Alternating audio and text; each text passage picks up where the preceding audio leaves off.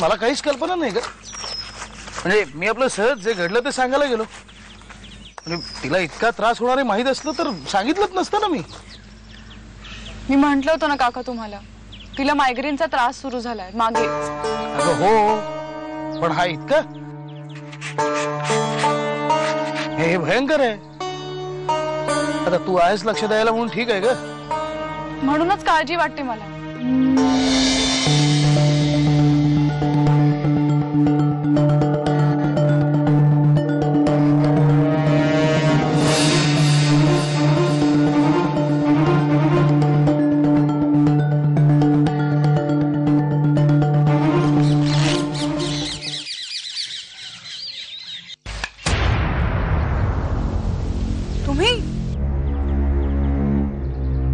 Sorry disturb केल्याबद्दल। नाही असं नाही, अचानक आलात। घरी आलेल्या माणसाला पाणी वगैरे विचारायची पद्धत आणते आहे।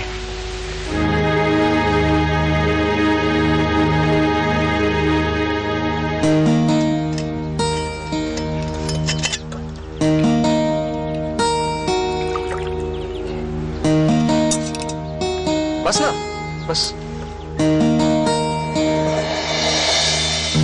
काय की आम्ही मुंबईला तपास सुरू केलाय, एक वेगळा तपास। तरुण मुलींचे विकृत फोटो काढणे, त्यांचे व्हिडिओ काढणे, हे सगळं करून त्यांना ब्लॅकमेल करणाऱ्या एका टोळीच्या मागे आहोत आम्ही। हे म्हणजे तपास सुरू आहे, पण त्याच्या मुळाशी जायचा प्रयत्न आहे आमचा।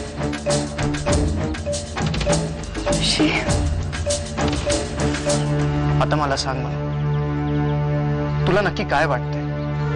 हे बघ, तू घाबरू नकोस, काही होणार नाही, तू सांग मला।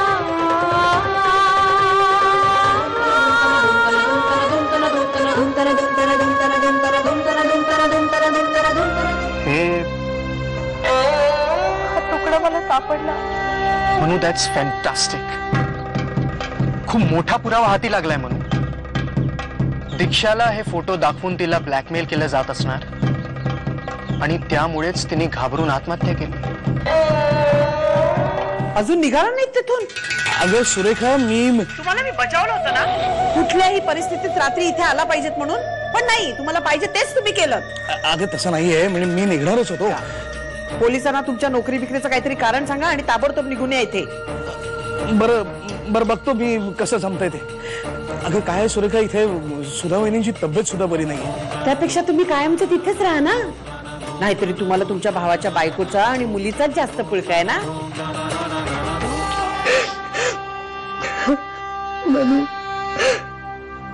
दीक्षा अशी कशी काय गेली सोडून, काही न बोलता गेली। असं का बोलताय काकू? मी तुमची मुलगीच आहे ना, रोज रात्र खायला उठते, वाटतं काय चुकलं आपलं, तिला समजून घेण्यात कुठे कमी पडलो आपण, काहीच कळत नाही। त्या दिवशी काही न बोलता निघून गेली, आणि गेली ती कायमचीच। खूप लकी आहेस ना तू, उद्या तुझं लग्न होईल ग, खूप सुखाने संसार करा।